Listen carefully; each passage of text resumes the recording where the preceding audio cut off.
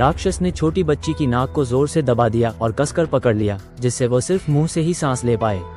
वो एक डरावनी और शातिर मुस्कान के साथ उसकी रजाई धीरे धीरे हटाने लगा। लेकिन जैसे ही वो कुछ करने ही वाला था, एक लोमड़ी के जैसे दिखने वाली बिल्ली अचानक आ गई और उसका ध्यान भटका दिया। राक्षस समझ गया कि सामने वाली कोई मामूली बिल्ली नहीं है। मौका देखकर वह भाग खड़ा हुआ और एक छलांग में नीचे कूद गया। हालांकि वो बिल्ली उसका पीछा कर रही थी, लेकिन राक्षस ने अचानक एक नुकीली चीज फेंकी जो बिल्ली को लग गई। दर्द से बिल्ली एक पंखे से टकराकर गिर पड़ी और उसी समय लड़की की नींद खुल गई। राक्षस ने तुरंत जमीन से एक छोटा चाकू उठाया और दीवार के पीछे बने एक छोटे से छेद में छिप गया। धीरे धीरे वो टूटी दीवार भी अपने आप सही हो गई, जैसे कुछ हुआ ही नहीं। आवाज सुनकर माँ बाप दौड़े चले आए। उन्होंने देखा कि उनकी बेटी आंसुओं से भरी हुई थी और बहुत दुखी थी। असल में घर में पाला गया तोता मरा पड़ा था, उसे किसी ने काट खाया था। माँ ये सुनते ही गुस्से से भर उठी।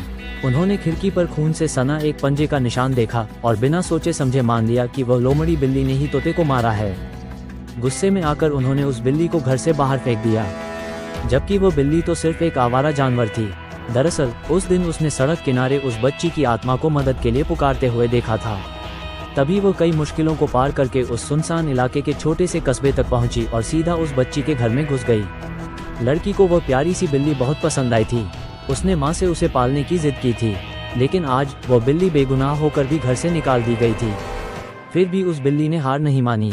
वो चुपचाप खिड़की के बाहर बैठकर उस बच्ची की हिफाजत करती रही। और उसी रात दीवार फिर से धीरे धीरे हिलने लगी।